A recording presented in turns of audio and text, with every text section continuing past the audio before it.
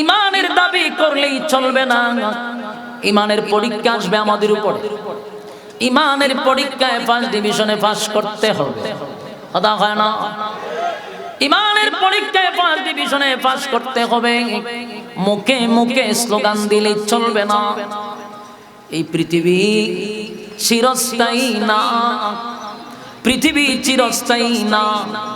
তাহলে আমরা এই ক্ষণস্থায়ী দুনিয়ায় কেন আসলাম? আমরা একটা সময় পৃথিবীতে কেউ তো ছিলামই না, না সবাই আসলে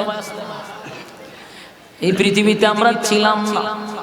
আমার মালিক দুনিয়ার জমিনে আমাদেরকে পাঠাইলেন, আবার ঘোষণা হয়ে গেছে আমি আপনি থাকবো না, কারণ আমাদের আজান হয়ে গেছে, একামত দেওয়া হয়ে গেছে। এখন শুধু খালি ইমামতির বাকি, ঠিক না বে ঠিক? শুধু নামাজির বাকি। তার মানে আমরা আগে টিকিট কনফার্ম করছি যে আমরা চলে যাব, আমরা এখানে থাকবো না, এটা আগে কনফার্ম। এই পৃথিবীতে থাকবো না, চলে যাব। তাহলে মাঝখানে একটা প্রশ্ন, তাহলে আমরা আসলাম রেডি বালা আছি, আল্লাহ এখানে ফাটাইলো কেন, আবার নিবগা কেন? এটার মূল কারণ হলো পৃথিবী চিরস্থায়ী না ক্ষণস্থায়ী। ক্ষণস্থায়ী দুনিয়ায় পাঠাইছে, এটার একটা কারণ আছে। আল্লাহ কি বিনা উদ্দেশ্যে পাঠাইছে? আপনারা কি মনে হয় এমনি এমনি পাঠাইছে? খাইবার লিখিয়া, ঘুমাইবার লিখিয়া? কথা কনা আফাহাসিবতুম আন্নামা খালাকনাকুম আবাসাও ওয়া আন্নাকুম ইলাইনা লা তুরজাউন। আল্লাহ রাব্বুল আলামিন বলেন, অনর্থক দুনিয়ার জমিনে আমি পাঠাই নাই, অনর্থক পাঠাই নাই। আল্লাহর উদ্দেশ্য আছে না নাই? উদ্দেশ্যটা কি আল্লাহ বলে দিয়েছে, ওমা খালাকতুল জিন্না ওয়াল ইনসা ইল্লা লিয়াবুদুন। মানব আর দানব এই দুইটার জাতিরে আমি দুনিয়ার জমিনে পাঠাইছি শুধুমাত্র কেবলমাত্র গোলামি চলবে কার? আরো জোরে মালিকের গোলামি করার জন্য মালিক দুনিয়ার জমিনে পাঠাইলেন। এখানে আমরা গোলামি করব।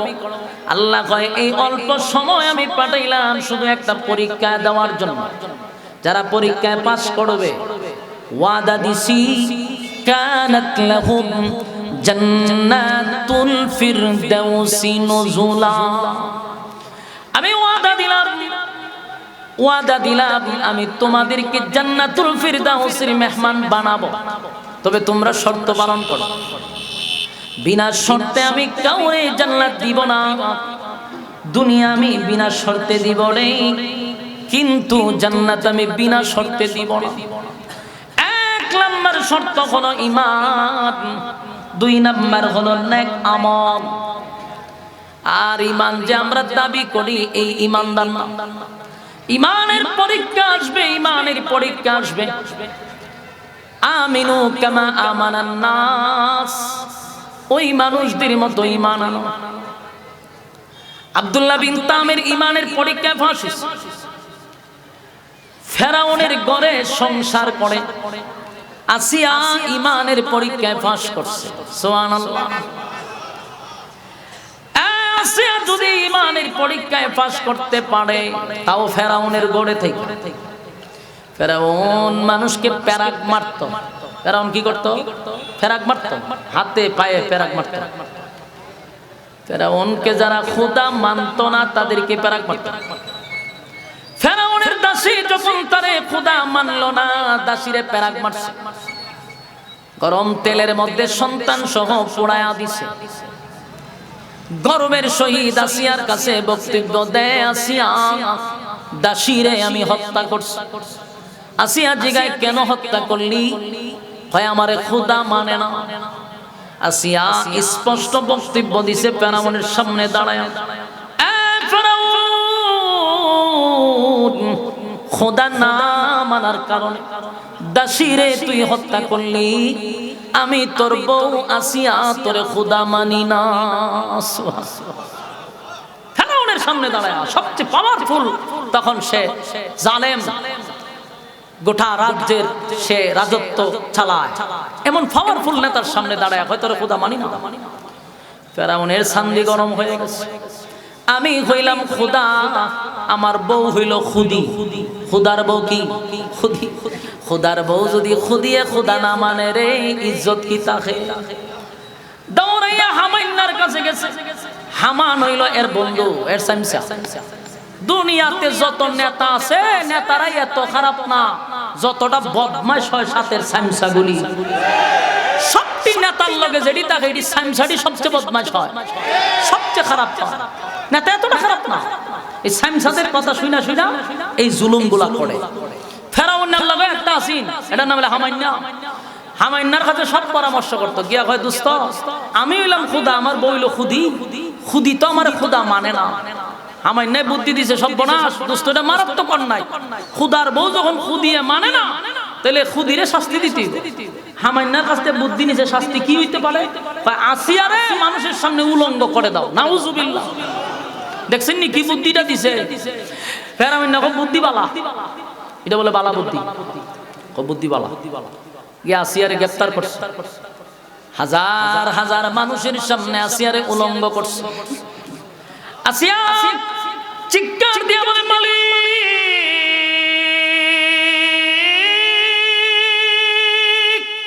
ইমানের জন্য, ইমানের জন্য, ইমানের জন্য তারা আমারে উলঙ্গ করছে।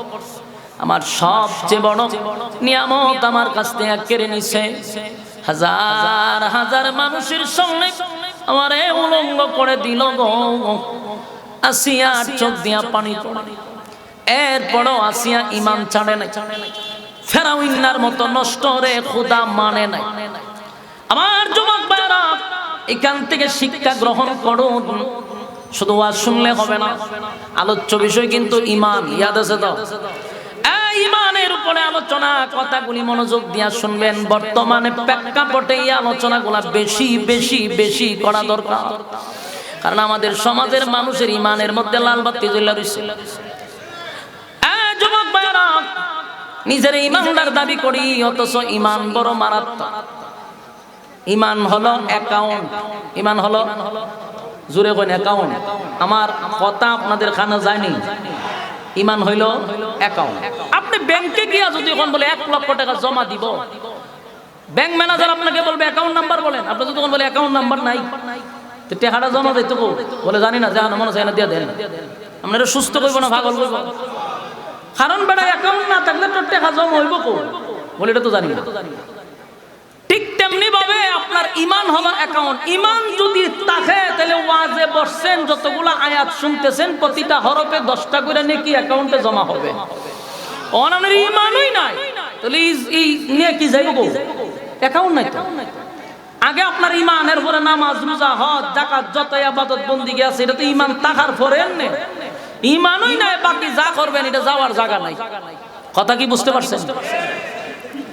এই জন্য আমাদের প্রত্যেকের ভিতরে এই বিষয়টা রাখতে হবে যে ইমান হলো সবচেয়ে বড় সম্পদ। ইমান হলো সবচেয়ে বড় সম্পদ। আসিয়ারে উলঙ্গ করলো, আসিয়া ইমান দেয় নাই। ফেরাউন না গেছে আমার বন্ধুর কাছে, গিয়ে বন্ধু তোর প্ল্যান অনুযায়ী মানুষের সামনে আমার স্ত্রীকে উলঙ্গ করলাম, ইমান তো ছাড়ে না, আমার খোদা এখনো ডাকে না। হয়তো এক কাজ কর, ফেরাক মাইরা দে। আসিয়ারে ফেরাক মারো, হাতে পায়ে ফেরাক মারছে। একটা জীবন্ত মানুষের হাতে পায়ে যদি প্যারাক মারে, এর যন্ত্রণা যার হাতে মারা হয়েছে সে বুঝবে, ঠিক না বেঠি? প্রচন্ড রুদ্রের মধ্যে প্যারাক মাইরা আসিয়ারে উলঙ্গ অবস্থায় শোয়া। এরপরও আসিয়া কিন্তু ইমান ছাড়ে নাই, ইমান ছাড়ে নাই। ফেরাউনারে খোদা মানে না। ফেরাউন আবার গেছে, গেও দুস্থ খাম হইতেছে না। কয়েক কাজ কর, আসিয়ার শরীরে সব চামড়া টেনে তুলে ফেলাই দে। নাউজুবিল্লাহ। ফেরাউন কত বড় জালেম, নিজের স্ত্রীর শরীরের চামড়া গুলি টেনে টেনে তোলা হচ্ছে। একটা জীবন্ত মানুষের শরীর থেকে চামড়া তুলে ফেলাটা বুঝতেছেন? আসিয়া এত নির্যাতনের মধ্যেও ইমান ছাড়ে নাই। ফেরাউন হয় দুস্থ রে, এখনো ছাড়ে না। আসিয়া একটা চিৎকার দিয়া বলে মালিক, আমি আর বরদাস্ত করতে পারি না, আর সহ্য হয় না। আপনার পাশে আমারে একটা ঘর বানায়া দেন, আল্লাহ আপনার পাশে আমার একটা ঘর বানায়া দেন, আমার নিয়ে যান। ফেরাউন একটা বড় পাথর লইয়া আসছে আসিয়ারে মারার জন্য। কাছে আইসা দেখে আসিয়া আসমানের দিকে তাকায়া মুস্কি মুস্কি হাসে। সুবহানাল্লাহ। আমার যুবক ভাইরা, এতটা নির্যাতনের মধ্যে যখন কোন মানুষ মুস্কি মুস্কি হাসে, এটা কি স্বাভাবিক না অস্বাভাবিক? ফেরাউন না জিগায় আসিয়ারে, মৃত্যুর দ্বার প্রান্তে দাঁড়ায় আছিস, মিথ্যা বলিস না, ক তুই কেন মুস্কি মুস্কি হাসস? আসিয়া কয়, ফেরাউন আমি যা দেখি তুই তা দেখস না। আমার মালিকের কাছে আমি মালিকের কাছে দরখাস্ত করছি, মালিক এই জালেমের জুলুম সহ্য করতে পারি না, আপনার পাশে একটা ঘর বানায়া দেন। আমার মালিক আমার চোখের সামনে জান্নাতের বালাখানা তুলে ধরছে। শিক্ষার্থী এখন সুবহানাল্লাহ। আমি আমার জান্নাতের বালাখানা দেখা আনন্দে আর থাইমা থাকতে পারলাম না, তাই তো মুস্কি হাসি দিলাম। ফেরাউন বড় একটা পাথর মাইরা আসিয়ারে দুনিয়ার থেকে বিদায় কইরা দিছে। আমার যুবক ভাইরা, এই জন্য আল্লাহ বলেন আমিনু কামা আমানান নাস। এই মানানোরে ওই মানুষদের মতো যারা ঈমানের পরীক্ষায় উত্তীর্ণ হয়েছে, আমাদের মতো ঈমান আনার কথা বলে নাই। ঈমান আনো তাদের মতো, সাহাবায়ে কেরামদের মতো ঈমান আনো যারা জীবন দিছে কিন্তু ঈমান দেয় নাই। ঈমানের পরীক্ষা কিন্তু শুরু হয়ে গেছে। আজকে বাংলাদেশে তাকায়া দেখেন কয়জন ঈমানের পরীক্ষায় টিকবে? জীবন দিব, ঈমান দিব না। দুনিয়া ক্ষণস্থায়ী, সামান্য জীবনের জন্য যদি ঈমান একবার চলে যায় অনন্তকাল জাহান্নামের আগুনে জ্বলতে হবে। আর যদি ঈমানটা যাররা পরিমাণ লয়ে কবরে যাইতে পারি, আল্লাহ হয় শাস্তির পরে একদিন উঠায়া জান্নাতে ঢুকাবো, শুধু সামান্য ঈমানের কারণে। এজন্য ঈমান ছাড়া যাবে না। আমার ঈমান টিকায় রাখতে গিয়া যদি আমার দল ছাড়তে হয় দল ছাড়বো, নেতা ছাড়তে হয় নেতা ছাড়বো, কিন্তু কোন দলের কাছে ঈমান বিক্রি করব না, নেতার জন্য ঈমান বিক্রি করব না ইনশাআল্লাহ। এই কথাগুলি শুধু এখানে ঠিক বললে হবে না, নিজের সাথে এগুলা মিলাইতে হবে। বাস্তব না বাস্তব? আমিনু কামা আমানান নাস। ঈমান আনতে হবে ওই মানুষদের মতো যারা ঈমানের পরীক্ষা দিছে। কথা বুঝতেছেন? রাসূলের সাহাবীরা ঈমানের পরীক্ষায় উত্তীর্ণ হয়েছে। এইজন্য বহু সাহাবী দুনিয়ায় থাকতে জান্নাতের সার্টিফিকেট পাইছে। সুবহানাল্লাহ। নবী নাম ধরে ধরে কইছে, তুমি জান্নাতি, তুমি জান্নাতি, তুমি জান্নাতি, এইভাবে বলছে। কেন? দুনিয়াতে জান্নাত পাইলিছে, সার্টিফিকেট। সুবহানাল্লাহ। ঈমানের পরীক্ষা ছিল। রোম রাজ্যের নাম শুনছেন না? রোমের বাদশা এক সময় খুব পাওয়ারফুল ছিল। ভারত মহাদেশের মতো এরকম বড় একটা রাজ্য ছিল, পাওয়ারফুল একজন নেতা ছিল, তার বাহিনী ছিল, অস্ত্র ছিল, প্রশিক্ষণ ছিল। কিন্তু তার মাথায় একটা ব্যথা শুরু হয়েছে যে মুসলমানরা যেদিকে যায় সেদিকেই খালি বিজয় বিজয়। ঘটনা কি? তাদের অস্ত্র নাই, তাদের প্রশিক্ষণ নাই, কিন্তু তারা যেদিকে যায় সেদিকে বিজয়ের পতাকা উড়ে। এটা নিয়ে আসে মাথা প্রচন্ড ব্যথা শুরু হয়েছে। ঘটনাটা কি? যখন হযরত আবু বকর চলে গেল, হযরত উমরের শাসন আমলে যেদিকে যায় খালি বিজয় আর বিজয়। সেই রোমের বাদশা চিন্তা করলে এখন কি করা যায়, গবেষণা করতে করতে বাইর করছে যে তাদের অস্ত্র না থাকতে পারে, তাদের প্রশিক্ষণ না থাকতে পারে, কিন্তু তাদের কাছে একটা পাওয়ার আছে, এটা হলো ঈমান। সুবহানাল্লাহ। ওই রোমের বাদশা গবেষণা করে বাইর করছে যে ঈমানের পাওয়ারে তারা গোটা পৃথিবী বিজয় করবে। আজকে গোটা পৃথিবীতে 200 কোটির উপরে মুসলমান, সব জায়গায় আমরা মার খাইতেছি, সব জায়গায় লাঞ্ছিত হইতেছি, অপমানিত হইতেছি। শুধুমাত্র সংখ্যায় বেশি হলে চলবে না, আমাদের ঈমান বড় দুর্বল। ঈমান দুর্বল হওয়ার কারণে আমরা মার খাই, বারবার মার খাই। 2%, 1% এর কাছে আমরা মার খাই। ঠিক না বেঠিক? রোমের বাদশা এবার তার বাহিনীকে বলল, মুসলমানদের সাথে যখন যুদ্ধ হবে, মুসলমানের একটা দলকে জীবিত অবস্থায় আমার কাছে নিয়ে আসবা, আমি দেখব মুসলমানের ঈমানের পাওয়ারটা কত। পরীক্ষা করবে। ঘটনাক্রমে একটা দলকে জীবিত অবস্থায় সেই বাদশার কাছে নিয়ে আসছে। বাদশা তাদের দিকে তাকায় বলল, তোমাদের নেতাকে? একজন হাত তুললে বলে, জি আমি হইলাম এই গ্রুপের নেতা। বললো মাশাআল্লাহ তোমার চেহারা তো সুন্দর, খুব সুন্দর চেহারা, বডি বালা, জ্ঞান আছে, সবই আছে, এমন একটা দলে গিয়ে তুমি যোগ দিছো কা, তুমি আমার দলে আসো, তোমার সাথে আমার একটা সুসম্পর্ক করতে মন চায়, কিন্তু মাঝখানে একটা বাধা হইলো তুমি মুসলিম আমি অমুসলিম, এই জায়গাটাতে আমার একটা বাধা। তুমি যদি খালি আমার দলে আসো তো তোমার একটা অফার দেই, রাজত্বের অর্ধেক তোমার নামে লিখে দিব, আর আমার একটা সুন্দরী রূপসী কন্যা আছে, এটারে তোমার কাছে বিয়া দিয়ে দিব। অফার দিছিনি? ওমা কথা হয় না, অফারে কাম হয়নি, অফারে আমরা বাংলাদেশে কাম হয়, বহু টুফিওয়ালা কিনন যায় অফার দিয়া, হ্যাঁ কথা কয় না দি, বহু টুফিওয়ালা রে অফার দিয়া কিনা যায়, শেয়ারের লোভে টুপিওয়ালারা পর্যন্ত বিক্রি হয়ে যায়, বাস্তব না বাস্তব? কিন্তু নবীর সাহাবীরা বিক্রি হয় নাই। নবীর সাহাবী সেখানে দাঁড়িয়ে বলল, এ রুমের কুত্তা, তোর রাজত্বের অর্ধেক আর তোর মেয়ের বিবাহের জন্য আমি আমার ঈমান বিক্রি করতে পারি না। তখনকার সবচেয়ে পাওয়ারফুল নেতার সামনে দাঁড়ায়া নবীর সাহাবী এমন বক্তব্য দিয়েছে, বাদশাকে কুত্তা বইলা গালি দিয়েছে, তোর মতো কুকুরের কাছে ঈমান বিক্রি করব না। বাদশার এটা মারাত্মক লাগছে, মাইন্ডে যে সর্বনাশ, এত বড় সাহস আমার বাহিনীর সামনে। জ্ঞানী তো ঠান্ডা মাথায় কিছু বলেন, আস্তে করে সরে গেছে। কিছুক্ষণ পরে গিয়ে তার বাহিনীকে বললে, এদেরকে সবগুলারে বন্দী করে রাখো লকাবে, দেখি তার ঈমানের পাওয়ার কত। কিন্তু আব্দুল্লাহ বিন হুযাফা নবীর সাহাবী, যিনি নেতা, তার লকাবে ঢুকানোর পরে বাদশা বলল, আরেকটা কাজ করো, একজন নর্তকীকে সুন্দর করে সাজায়া গুজায়া এই লকাবের ভিতরে ঢুকায়া দাও। নর্তকী বুঝুননি? বুঝিন না? ওই যে মমতাজ আসিন এরকম কি গান যে গায়, ওই গান গাইতো আগে, ওই রকম নর্তকী আসিন, এটারে কেমনে কেমনে নিয়ে সংসদে ঢুকাই দিছে, এরপর এটা গান গায়। তিরকম নর্তকীরে সাজায়া ঘুঙুর মুঙুর ফরাইয়া দিছে, কারণ ঈমান নষ্ট করার আরেকটা ফাঁদ হইল নারী। নারীর যদি ষড়যন্ত্রে কেউ ফিরে যায় তাহলে সব বনাশ হয়ে গেছে। শয়তানের চক্রান্ত দুর্বল, নারীর চক্রান্ত কঠিন। এই জন্য বাদশাহ এই লকাবের ভিতরে নারী ঢুকাই দিছে। এই মহিলা গিয়া নাচ শুরু করছে, নাচতে নাচতে নাচতে নাচতে মহিলা নিজে বেহুশে ফিরে গেছে। কতক্ষণ পরে তারা বাদশাহ ডাকায় নিয়ে বলল, কি অবস্থা? আপনি আমার পাঠাইছেন কো? বলে লকাবও পাঠাইছি। বলে আপনি যার কাছে পাঠাইছেন নাকি মানুষ না জিন? আল্লাহ না জানে। বলে কেন? বলে আমি যে এতক্ষণ নাচলাম, একটা বারের জন্য আমার দিকে তাকাই নাই। সুবহানাল্লাহ কি বারে গিয়া হইবে?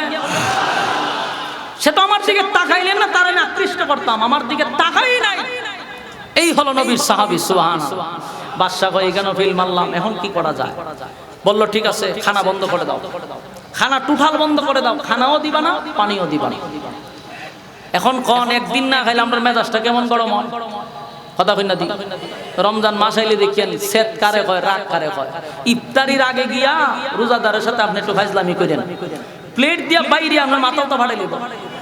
মারাত্মক গুসাই সময় দেখবেন যত দরবার হয় ইফতারের আগ মুহূর্তে। কেন? কারণ ফেটে কিদা মাইরিলায় মানুষ খাই লিব। তো একদিন দুই দিন না, মানুষের কিদা থাকলে, মানুষের খাবার সামনে আসলে মানুষের কিছু স্মরণ থাকে না। বাদশা চিন্তা করলো, এটা দ্বিতীয় নাম্বার আমার চেষ্টা, খানা বন্ধ করে দিচ্ছে। আমার যুবক ভাইরা, পানি নাই, খাবার নাই, খানাও নাই, পানিও নাই। একদিন না, দুই দিন না, এক সপ্তাহ চলে গেছে। চিন্তা করেন, এক সপ্তাহ যদি আপনি না খান, কথা আসবে মুখ দিয়া? কথা কয় না, আর কথা বলতে পারবেন? একটা সপ্তাহ খানাও নাই, পানিও নাই। আব্দুল্লাহ বিন হুযাফা মাটির সঙ্গে মিশে গেছে, পেটে খাবার নাই, পেট আর পিঠ একসাথে লেগে গেছে, কঙ্কাল হয়ে গেছে, কথা বলতে পারে না। ডাক্তার রিপোর্ট দিল বাদশাকে, আজকের ভিতরে যদি খাবার না দেন রোগী মারা যাবে। বাদশা কয় সর্বনাশ, মারা গেলে চলবে না, তাড়াতাড়ি খাবার লইয়া যাও। খাবার লইয়া গেছে, বলছে খাবার দেওয়ার আগে বলবি কি কি নিয়ে গেছস। তো খাবার সামনে নিয়ে বললো, এটা শুকরের মাংস, এটা মদ। এখন বলেন, প্রচন্ড কিদার মধ্যে খাওয়ান যায়নি? বাঁচার জন্য তো খাওয়ান যায়, আমরা তো ফতুয়ার অভাব নাই, কথা কই না দি? বলে যতটুক খাইলে বাঁচন যায়, এই পরিমাণ একটা ফতুয়া দেওয়ান যায়। কিন্তু নবীর সাহাবী তো যখন কইছে এটা মদ আর এটা হইল গিয়া শুকরের মাংস, কথা বলতে পারে না। ওনার শারীরিক দুর্বলতা আছে, কিন্তু ইমানের দুর্বলতা কমছে না বাড়ছে? আব্দুল্লাহ বিন হুযাফা বলল, খাবার নিবি না লাথি মারবো? ডাক্তার সর্বনাশ, তেজ কমছে না। বাদশারে গেও, বাদশা কোনো কাম হইতো না। বলে কে? খাবার লইয়া গেছি, যদি আপনি যাইতেন তো খাবার আপনি সান্দি তলাইতো। বলে এখন কি তেজ কমছে না? বলে না, বাবার মারাত্মক। কত দইরা লইয়া সবগুলারে লকাপ থেকে বাইর করছে নবীর সাহাবীদেরকে, পেটে খাবার নাই। আব্দুল্লাহ বিন হুযাফা দাঁড়াইতেই পারে না। দুইজন মানুষের কাঁধে বর করে আব্দুল্লাহ বিন হুযাফাকে বাদশার সামনে দাঁড় করাইছে। বাদশার সামনে দাঁড় করাইয়া বাদশা তাকায়া দেখে কঙ্কাল হয়ে গেছে, পেটে খাবার নাই রে, কথাও বলতে পারে না। দুইজন মানুষের উপরে বর করে দাঁড়ায় আছে। এবার বাদশা বলে, এই আব্দুল্লাহ, আমি তোমারে কত সুন্দর অফার দিলাম, আমার মেয়েটারে বিবাহ দিব, রাজত্বের অর্ধেক দিব, বিনিময়ে ঈমানটা দিয়া দাও। এবার আব্দুল্লাহ বিন হুযাফা ডাক দিয়া কয়, তুই আমারে যে অফার দিছস, আমার মালিকও আমার একটা অফার দিছে, আমার মালিক আমারে অফার দিছে রে, তুই আমারে অফার দিছস তোর রাজত্বের অর্ধেক দিবি আর তোর মেয়েটারে বিবাহ দিবি।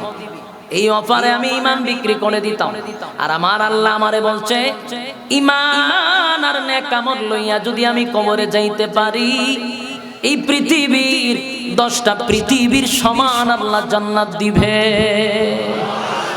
আর বউ কমপক্ষে 72টা দিবে। সুবহানাল্লাহ। আমার যুবক ভাইরা, আব্দুল্লাহ বিন হুযাফা বলল, আমার মালিক আমারে বলছে কানাত লাকুম জান্নাতুল ফিরদাউসি নুজুলা, আল্লাহ বলছেন জান্নাতের ভিআইপি জান্নাতে আমার মেহমান বানাবে যদি 2টা জিনিস লইয়া আমি কবরে যাইতে পারি, তাহলে আমার মালিক এর থেকে বড় অফার আমারে দিছে, আমি কম নিব কেন, আমি বেশি নিব। সুবহানাল্লাহ। বাদশার মেজাজ গরম হয়ে গেছে রে, বিশাল একটা ডেক্সির মধ্যে এবার তেল গরম করা শুরু করছে, বিশাল বড় ডেক্সির মধ্যে তেল গরম করা শুরু করছে। টকবগে যখন তেলটা গরম হয়ে গেল, দুইজন সাহাবীরে দইরা তেলের মধ্যে ছেড়ে দিছে, সাথে সাথে হাড্ডির থেকে মাংসটা আলাদা হয়ে গেছে। আমার যুবক ভাইরা, এই দৃশ্য যদি আমরা দেখি, এরপরে টার্গেট যদি আমাদেরকে দইরা নেওয়া হয়, কতটুক আমাদের ভিতরে ঈমান থাকবে রে আমরা জানি না। এই জন্য মালিকের কাছে দোয়া করা, মালিক মৃত্যুর আগ পর্যন্ত ঈমানের উপরে অটল রাখবেন, আল্লাহ বেঈমান হইয়া যেন কবরে না যাই, আল্লাহ এমন পরীক্ষা দিয়েন না যেই পরীক্ষায় আমি পাস করব না। আব্দুল্লাহ বিন হুযাফার সামনে দুইজন সাহাবীকে যখন ঢেলে দিল তেলের মধ্যে, সাথে সাথে শাহাদাত বরণ করছে। এবার বাদশা কয়, আব্দুল্লাহ রেডি থাকো, কালেমা ছাড়বা না বলে না। সাথে সাথে আব্দুল্লাহ রে দুইরা হাতে পাও বেঁধে এবার তৈলের সামনে নিল, তেলের মধ্যে ছেড়ে দিবে। আব্দুল্লাহর চোখ দিয়া পানি পড়া শুরু হয়ে গেছে। বাদশা ডাক দিয়া কয়, সাবধান, আব্দুল্লাহ রে তেলে ফালাইবি না। দৌড়াইয়া বাদশা গিয়া কয়, আব্দুল্লাহ রে, আমি তো এখনো অফার ঠিক রাখলাম, এখনো আমি ওয়াদা দিছি আমার মেয়েরও দিয়া দিব, রাজত্বের অর্ধেক দিয়া দিব, কিন্তু কাপুরুষের মতো মৃত্যুর ভয়ে তোমার চোখ দিয়া কেন পানি পড়ে, মৃত্যুর জন্য তুমি কেন কান্দো? আব্দুল্লাহ ডাক দিয়া বলে, আরে বাদশা, একটা কথা স্মরণ রাখবি, ঈমানদার কখনো মৃত্যুর ভয়ে কান্দে না, ঈমানদার মৃত্যুর ভয় পায় না। আমার চোখের পানি মৃত্যুর জন্য নয়, আমি কান্দি, আমি আগুনের সামনে দাঁড়ায় চিন্তা করতেছি, আমার বয়স কম, অল্প বয়স, আমি মালিকের জন্য কি করলাম। আল্লাহ যদি আমারে একবার তৈলে ফেলানোর পরে আবার জীবনটা ফিরাইয়া দিত, আবার আমি আগুনে জাপ দিতাম, আবার জীবন ফিরাইয়া দিত, আবার জাপ দিতাম। 100 বার যদি মালিক আমারে জীবন দিত, আমি 100 বার মালিকের জন্য জীবন দিতাম। এই কথা শোনার পরে বাদশা চিন্তায় পড়ে গেছে, এই মুহূর্তে যদি আমি এই আব্দুল্লাহরে তেলে ফালাইয়া হত্যা করি, আমি বাদশা হেরে যাব, আব্দুল্লাহ জিতে যাবে। সুবহান। বাদশা কয়, হবে না, আমি তোমারে হত্যা করব না, আমি তোমারে ছেড়ে দিব, তবে শর্ত হইলে আমার একটা চুমা দিবা, তোমার টুট দিয়ে আমার কপালে একটা চুমা দিবা, আমি তোমারে ছেড়ে দিব। আব্দুল্লাহ ঈমানের কত পাওয়া, আমরা যদি এমন একটা জায়গা থেকে আমরা হয়তো মারতাম না, চুমা দিয়ে আমরা বললাম কোন জায়গা দিতাম, ক যেখানেও সেখানে দিব, বাঁচার জন্য কত চেষ্টা করতাম। আব্দুল্লাহ কয়, আমি চুমা দিতে পারি, আমারও শর্ত আছে। সুবহানাল্লাহ। বাঁচার জন্য অপশন দিছে, আমার শর্ত আছে। 1 নাম্বার শর্ত হলো, আমারে তুই মৃত্যুর থেকে বাঁচায়া, মৃত্যুদণ্ড থেকে বাঁচায়া আনলি, এই শর্তে আমি তোরে চুমা দিব না, কারণ আমরা মরতে চাই, বাঁচতে চাই না, এই শর্তে চুমা দিব না। তবে আমার শর্ত হলো, চুমা দিতে পারি, আমার নবীর যত সাহাবীরা জেলখানায় বন্দী আছে তাদেরকে যদি ছেড়ে দাও এই শর্তে আমি চুমা দিতে পারি। চুমা। সম্মানিত শুধু এই ছিল ঈমান। লম্বা ঘটনা তো, ইমানের আলোচনা শেষ করার মতো না, কিন্তু সিগন্যাল বারবার আইতেছে হুজুর সময় শেষ আপনার। তাই আমি গুছাইতাম কেমনে বয়ানটা, আপনাদের পরবর্তী যিনি আলোচক উনি আইসা বসে রয়েছে, আমার টাইম ছিল 25 পর্যন্ত, 5 মিনিট ওভার মারছি, এই জন্য সিগন্যাল লাল বাতি জ্বলতেছে হুজুর তাড়াতাড়ি লেম্মা যান গিয়া। তো আমি আমার জায়গার থেকে যেটা বুঝাইতে চাইছিলাম এটা শেষ করতে পারছি না।